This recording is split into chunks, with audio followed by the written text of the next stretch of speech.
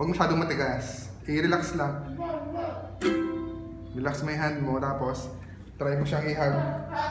Tapos, pag nakikita mong ginaganon yung kamay mo, i-stop ka kagad. Tapos i-ano mo yung reset mo baga. Tapos try mo.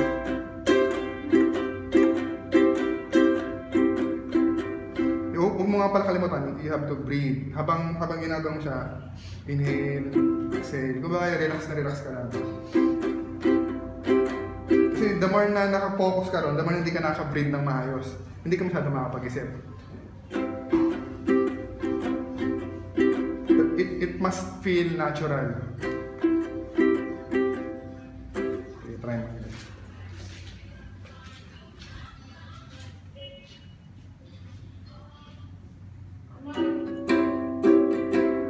Huwag ka na lang mag-chord kasi maano ka na. Dito ka lang mag-concentrate. Diyan ka lang mag-concentrate.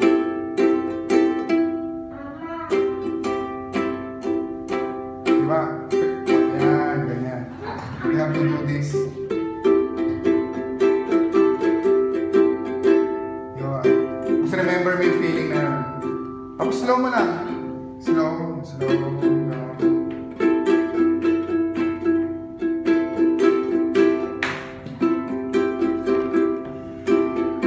Bibigyan kita ng metronome. Pwede ka mag-practice sa metronome.